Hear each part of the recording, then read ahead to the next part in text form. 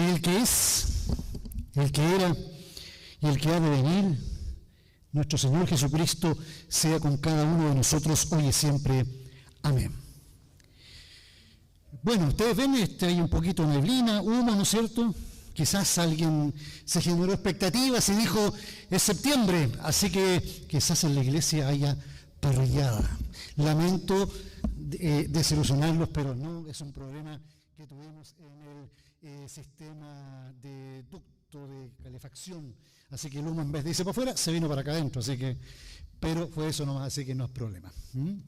Y es que cuando uno dice parrilla, están esperando la parrilla. Y cuando uno come, lo invitan a una cena, a una comida, cualquiera, al tiro va, ¿no? Al tiro como que, ¿dónde es? ¿Con qué tengo que colocarme, no? Porque yo sé que me voy a juntar con mis amigos, sé que me voy a juntar con la familia, con mis seres queridos, la vamos a pasar bien.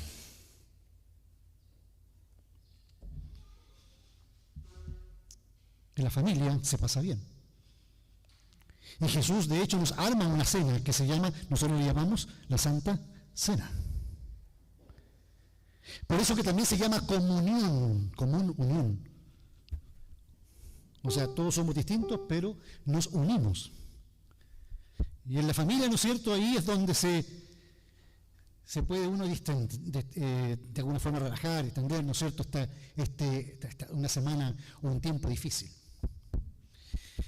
Y resulta de que hoy día el texto nos habla de la familia de Jesús. Pero yo quiero hacer una observación primero. El tema principal del texto de Marcos, que está ahí, la página 2226, les invito a que si quieren pueden volverlos a buscar. El texto de Marcos, si bien es cierto, habla de la familia, su tema central no es la familia de Jesús. Sí, pues poco se habla de la familia, ¿no es cierto? Uno para Navidad y de ahí no se sabe más. Bueno, ustedes saben que Jesús tenía casa. Sí, tenía un lugar, ¿no es cierto?, en Capernaum.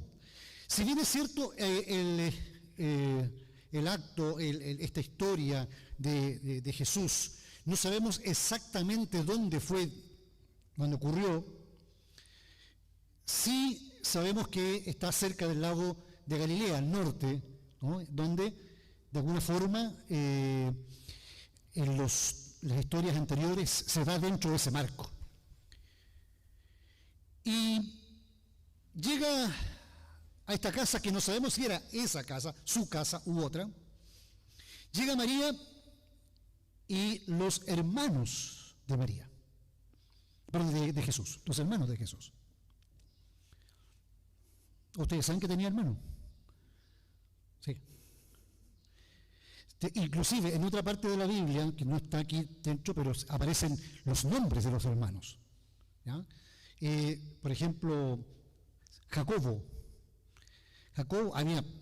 todos los nombres de los antiguos se repetían mucho, así que no era extraño que existieran muchos Jacobo, y en este caso el hermano de Jesús, que escribió un libro después, que se llama Santiago. ¿Han escuchado ese libro? Santiago, San Jacob, de ahí viene. ¿Ya? Después José, como buen padre, ¿no es cierto? José le puso seguramente a este tercer hijo José. Y después viene Simón, de los tantos Simón que existía, Simón, hijo de José. Sí, porque se casaron José y María y tuvieron una familia normal, donde Jesús era el mayor. El último se llamaba Judas, que no era el Judas que lo traicionó finalmente. Ya que no sabían ustedes que también tenía hermanas. Sí, en la Biblia aparece que tenía hermanas. No aparecen sus nombres, pero sí sus hermanas. Por eso que aquí al final dice que quién es mi hermano, mi hermana y mi madre, porque los tenía. O sea, era una familia normal. ¿Cómo se imaginan esa vida de Jesús de niño o con sus hermanos? Normal. Pero veamos los hechos. Jesús estaba en su plática predicando en una casa, estaba seguramente llena, y de repente tocan la puerta afuera y sale una persona a abrir y se da cuenta que son María y los hermanos quienes quieren seguramente conversar con Jesús. Ellos vivían, a propósito, ¿dónde vivía la familia de Jesús?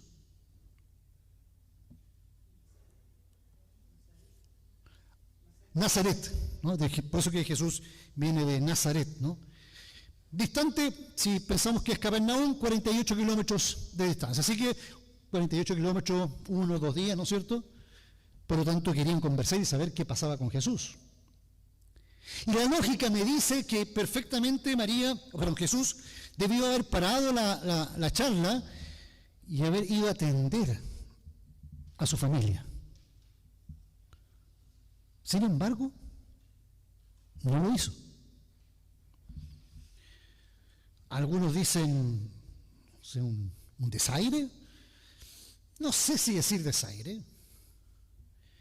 Pero el tema de la familia de Jesús, o la familia, el concepto de familia, a veces no es tan fácil. Porque a veces las personas que tienen que ayudarnos y la familia no están en los momentos adecuados.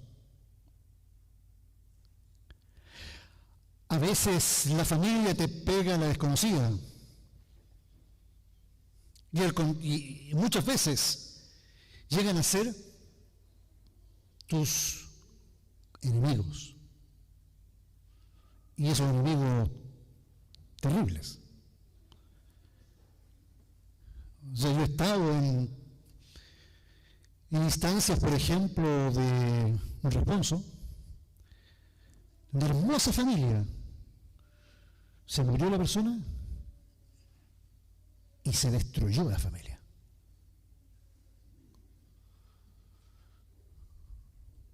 Por eso la familia es un concepto que de alguna forma es la mejor idea que Dios inventó en los inicios de la humanidad para que nos podamos acompañar mutuamente y podamos formar a las generaciones posteriores.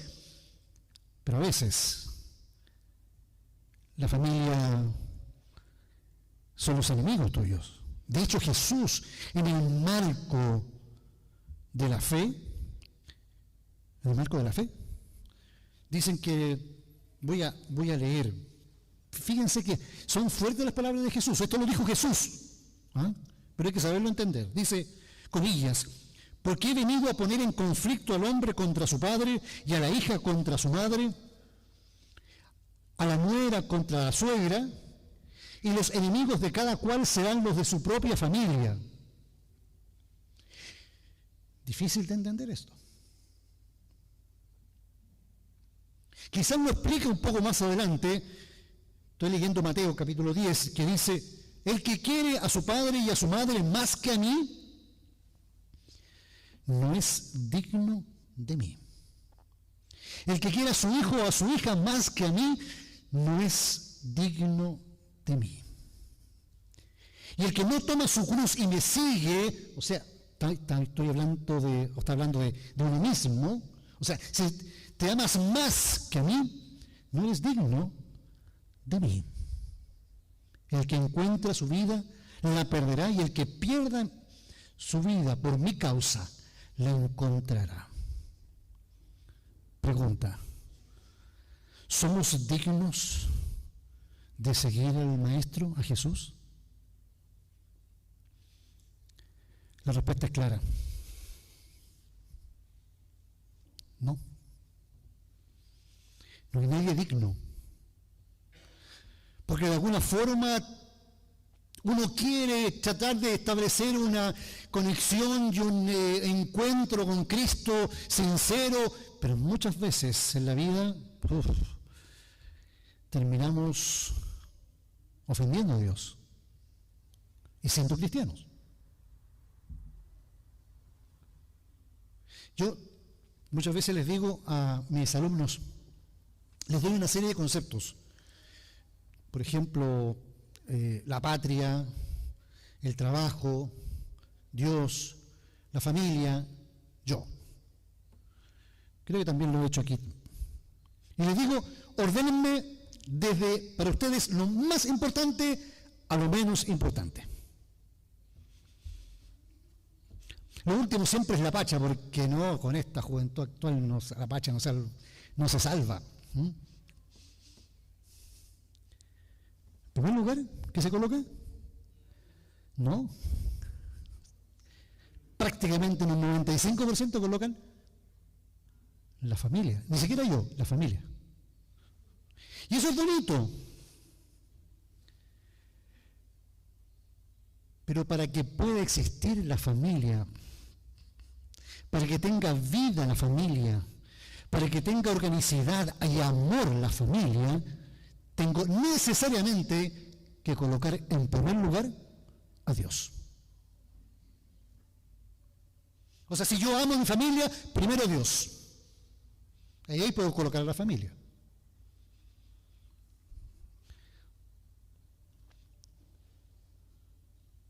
Es un tema complejo, que quizás yo me desvío un poco de la situación, pero justamente tenemos una temática con nuestras familias, porque las familias se supone que son lo segundo más importante en la vida después de Dios. Creo que en el caso de Jesucristo el tema no es ese, ¿no? El tema de Jesucristo es que a Él le llegan y le dicen: Jesús, tu madre y tus hermanos están afuera. Y Él, partiendo de ese mensaje y de esa realidad, empieza a hablar de un concepto más amplio y más profundo de familia. Ya no hablar de la familia por la sangre, sino hablar de la familia de la fe. ¿Han escuchado ustedes ese concepto? Familia de la fe. En que tenemos todos un Padre, Dios. Inclusive en algunas iglesias, no sé si ustedes han escuchado, pero los miembros de la iglesia se tratan de hermanos, ¿no? Claro que yo con mi hermano Oscar, se llama, o Jessica, yo nunca le digo hermano Oscar o hermana Jessica, siempre digo Oscar y Jessica nomás, ¿no? Así que...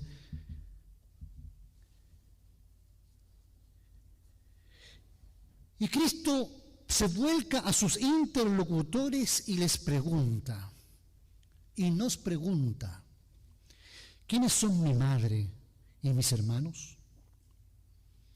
Y aquí viene el tema central de esto. Cualquiera que hace la voluntad de Dios es mi hermano, mi hermana y mi madre. ¿Qué significa cumplir la voluntad de Dios? Esa es la pregunta central. ¿Qué significa eso, cumplir la voluntad de Dios? Quizás algunas personas digan golpearse el pecho, ¿no?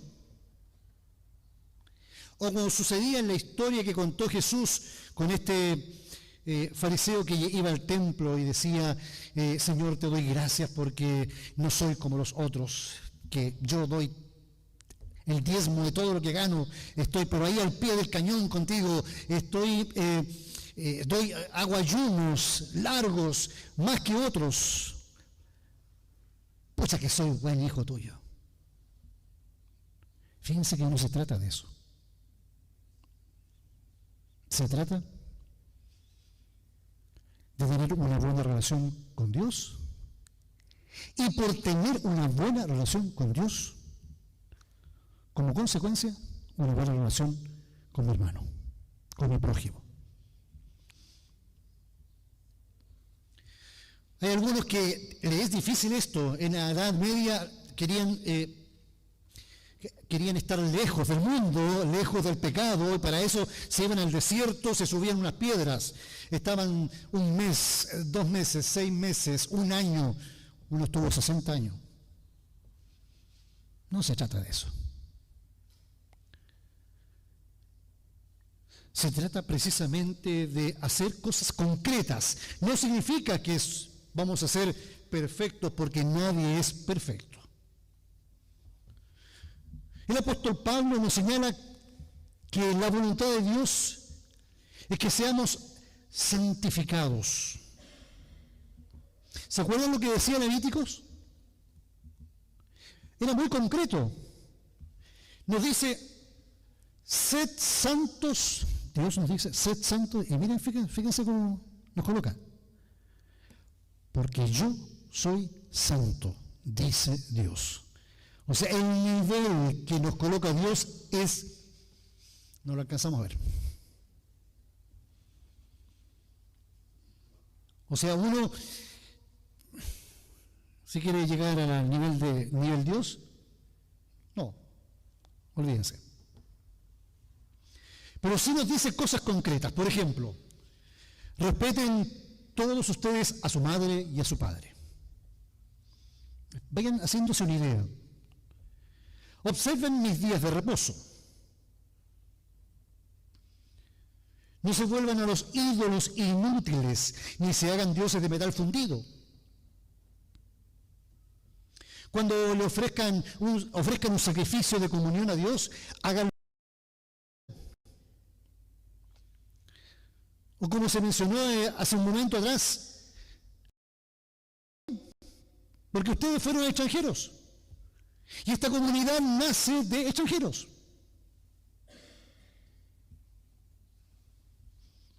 Por lo tanto, ¿quién mejor que nosotros debemos trabajar ese tema? Después, el apóstol Pablo señala algunos textos. Yo di 4 textos a 4 personas que vamos a ir un poquito trabajando con estos textos bíblicos. Les voy a pedir que las 4 personas pasen adelante, por favor. Pasen nomás con confianza. ¿Ya? Vamos a ir por el primero. Me falta eso, ya. Pasen nomás. Y en estos textos bíblicos traté de averiguar en la Biblia qué significa seguir la voluntad de Dios. Aparte de lo que nos dice Levíticos. Y aparte de lo que nos dice también Primera de Juan. Ámense unos a otros. Porque el amor viene de Dios. Veamos, Vicente. Den gracias a Dios en toda situación, porque esta es su voluntad para ustedes en Cristo Jesús. ¿Puedes subir un poquito en el micrófono y leerlo de nuevo, por favor? Den gracias a Dios en toda situación, porque esta es su voluntad para ustedes en Cristo Jesús. ¿Cuál es la voluntad de Dios? Que agradezcamos, que tengamos un espíritu y un corazón agradecido. ¿Por qué? Porque resulta de que uno da por hecho que tiene que despertar en la mañana. Da por hecho que, no sé, que Dios tiene que darme lo que necesito.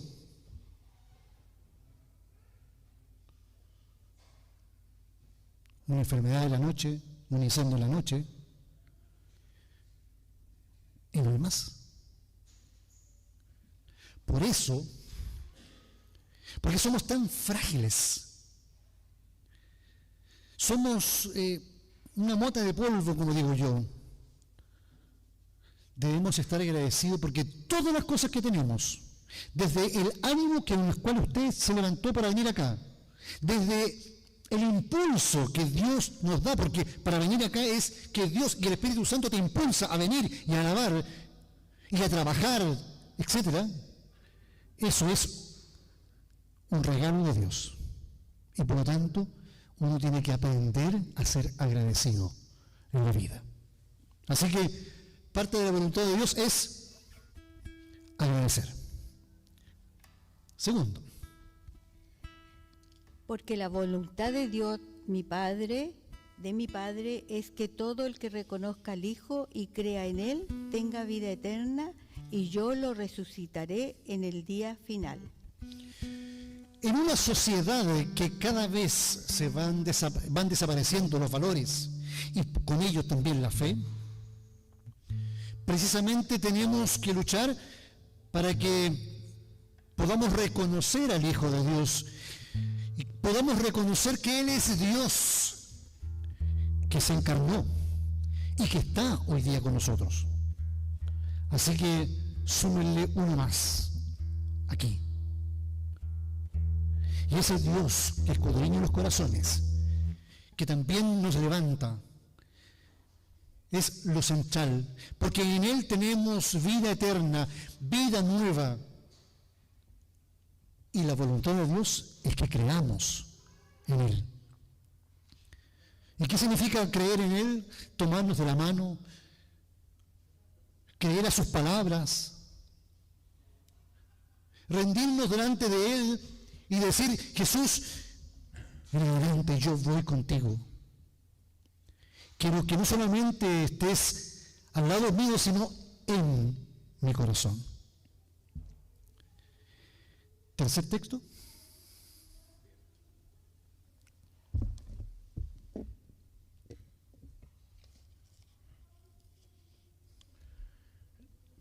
La vida que agrada a Dios. La voluntad de Dios es que seas santificado, que se aparten de la inmoralidad sexual, que cada uno aprenda a controlar su propio cuerpo de una manera santa y honrosa,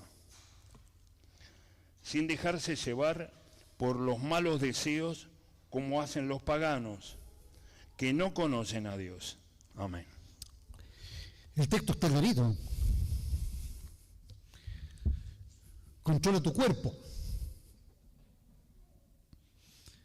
Obviamente es un llamado precisamente porque ese es un tema no para algunos, porque algunos dicen: no, ese es un problema para los hombres nomás. No, para todos. Vamos al siguiente, el último.